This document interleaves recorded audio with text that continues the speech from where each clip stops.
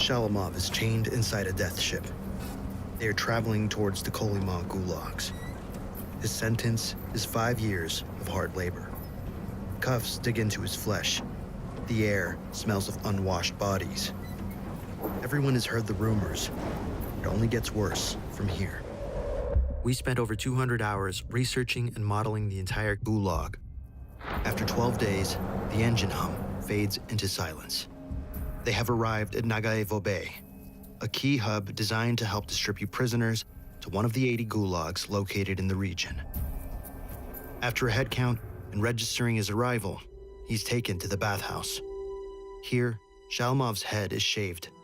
He is given a new set of clothes. A number replaces his name. Prisoner B4835 has been inked to the back, chest, knee, and hat of his new clothes, so guards can read his name from any angle. He is no longer a writer. He is only a traitor. After several weeks, Shalamov is loaded onto a truck convoy to make the journey deeper into the Kolyma wilderness. They arrive at the camp.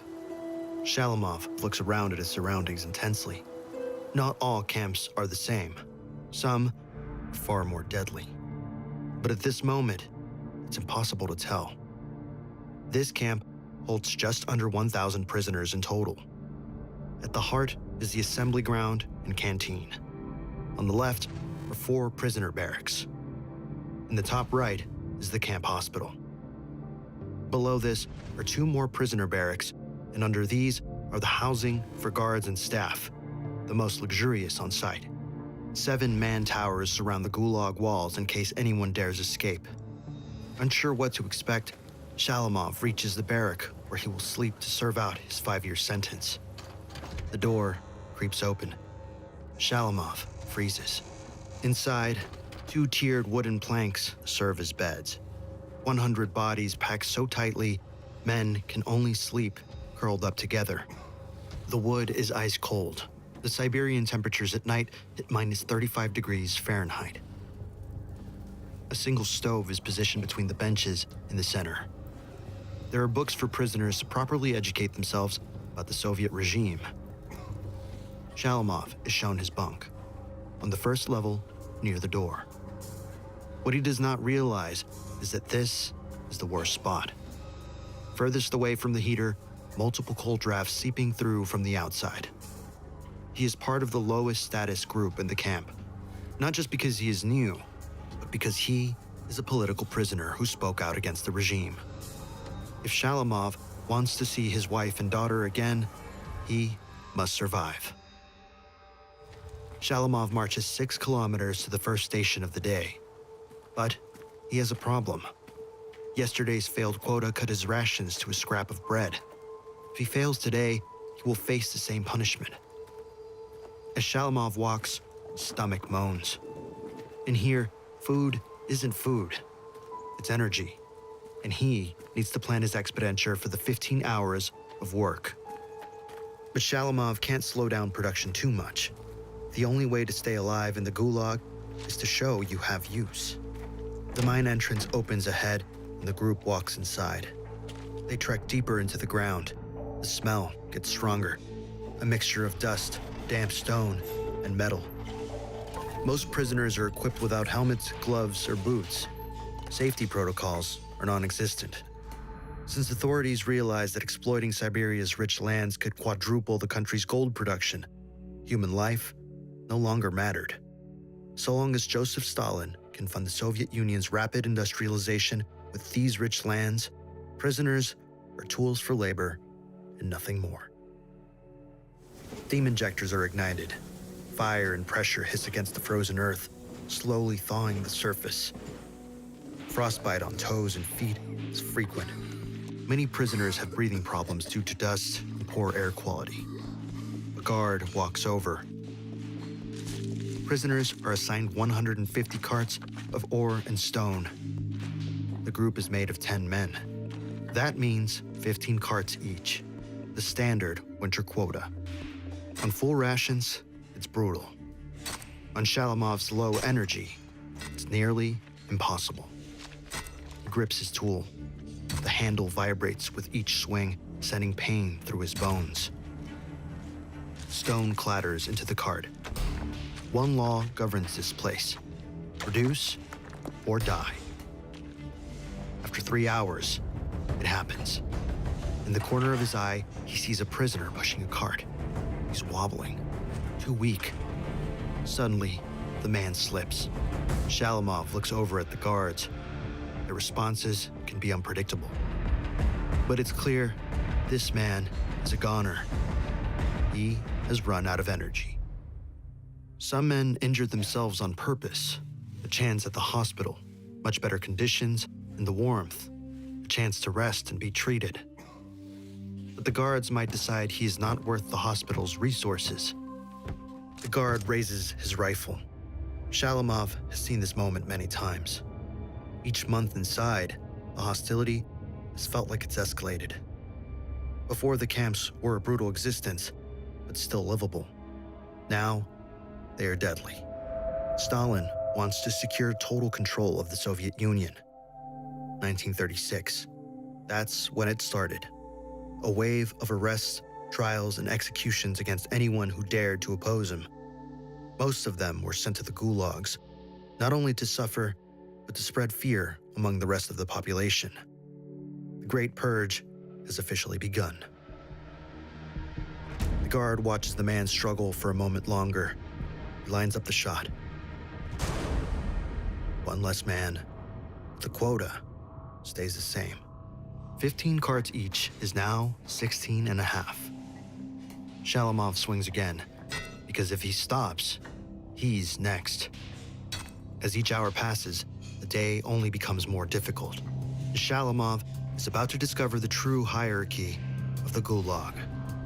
Prisoners who have just as much power as the guards. While researching these prisoners, we used many websites. Sites like these used to cost thousands of dollars to make. But with Odoo, building one is completely free. Odoo is an all-in-one software for managing your entire business, combining over 45 apps into one. Whether that's sales, projects, or website building, Odoo has it all. To show you how easy it is, I'm going to build a website before the end of this ad read. First, select the Website Builder app. Configure it by defining your type of site, industry, and goal. Add your logo or choose a color palette. Then select any web pages or features you want. Finish by choosing a theme from Odoo's extensive range. Just like that, you have a fully functioning website. No technical coding skills are required. Simply drag and drop different blocks. You can customize the layout by changing text, color, images, and even adding animations. Odoo allows you to create your website at zero cost with their free first app offer, including unlimited hosting and support. It also comes with a free custom domain for an entire year. This is the website I quickly built about Soviet gulags. Try your first app for free by using the link, which you can also find in the first pinned comment in the description below. Shalamov senses someone beside him and glances to his side. He looks away immediately. This man is not your average prisoner. It's Oleg. He is a Blatnoy. Convicted criminals like murderers and thieves have the highest status of the inmates. Guards make their own lives easier by letting gang members control other prisoners. And Shalamov is the perfect target. While a convicted criminal is seen as a product of their poor circumstances, a political prisoner is classed as irredeemable. Shalamov completes his next cart. 10 more to go. But his energy is slowing down. Shalamov swings until his shoulders burn. Every strike drains him and feels like the last. He keeps his eyes down. Attracting attention here is fatal. His daughter's face flickers in his mind. Heavy footsteps start walking closer. Shalamov starts getting flashbacks. It was a normal night in the barracks. The men sat around to play a card game. Oleg demanded Shalamov's friend's sweater. It was the last gift his wife had given him before the arrests. He refused. Oleg stabbed him and tore the sweater from his lifeless body. For criminals, stealing is not a crime, but a right. Shalamov lowers his eyes. It's him. His heart starts to pound. Suddenly, the footsteps stop. For a moment, nothing. Oleg looks at Shalamov and speaks. You'll work for me. His voice is calm, final. Both quotas, mine and yours. Shalamov feels his knees weaken. One quota is already hard to fulfill. 33 carts within a morning is impossible. But refusal means a knife in the ribs. Or worse. And yet, the most grueling quota of the day is still to come. The whistle blows. Oleg stares as Shalamov walks to the pit for lunch. 17 carts done. But he was supposed to complete 33. Only Oleg's quota is complete. Shalamov joins the queue. The smell of soup in the air makes his mouth water. The man in front completed a 100% quota. He has passed 700 grams of bread and a full bowl of soup. With Shalamov's punishment rations, he only gets half of that. Shalamov moves to sit with the other prisoners to eat, but they walk away keeping their distance. Other non-political prisoners don't want to be seen associating with Shalamov in case they are accused of conspiring. The guards will look for any excuse to add more years to a prisoner's sentence. Shalamov swallows the soup. He looks at the stale bread. Next, he needs to survive the second workstation. He slips it into his pocket. A prisoner starts walking towards Shalamov. It's Dmitri. He sleeps on a nearby bunk, and they've spoken together about the outside world, what their sentences were for. Many years ago, Shalamov wrote a short story that criticized the Soviet government. For that, he served 3 years to forced labor. But once your name is marked as an enemy of the regime, it leaves a permanent record. Years later, the secret police arrested him again, but without any new evidence, sending him here. Dmitri extends his hand. In it is his piece of bread. Shalamov takes it. Hope. If he ever has the strength, he will repay the favor. A whistle blows. Lunch is over. The men need to march 2 hours to work on the highway. It's nicknamed the Road of Bones for a reason. Around him, prisoners have been reassigned from gulags all over the Soviet Union. There are over 30,000 camps in total in the USSR. 80 of these are in the Kolyma region. Norilsk to mine nickel, Vorkuta to dig coal, Magadan for the sea route. Some are massive, holding over 25,000 prisoners, while others are far smaller. In the next workstation, it's rumored that over 100,000 men are buried beneath the ground. Shalamov does not doubt it. By sunset, he might join them, the hardest station of the entire camp, with no shelter, exposed to the full brutality of the Arctic. The guard ahead stops. Either they have arrived, or a man will be shot for trailing behind. The road they are walking on stretches for nearly 2,000 kilometers. It's the only way to transport the rich minerals out of the area, meaning it gets dug, whatever the cost. The guard at the front shouts orders. Every prisoner must shift 5 cubic meters of frozen soil, roughly 5 carts. But with Oleg's quota, Shalamov must do 10. The permafrost is so hard, dynamite sometimes fails to crack it. He slams his pick into the ground. Each blow is weaker than his last. Below the finished sections are the bones of the many prisoners sent to construct it. Due to frozen soil, it's far easier to bury the bodies in the embankment rather than digging fresh graves. After 3 hours of work, the second cart is complete. The pickaxe slams into the ground once more and breaks. For a moment, he only stares at the broken tool. His hands tremble. A guard is already walking towards him. Shalamov is thrown to the ground, blow after blow. It feels as if the pain will never end. The guard steps back.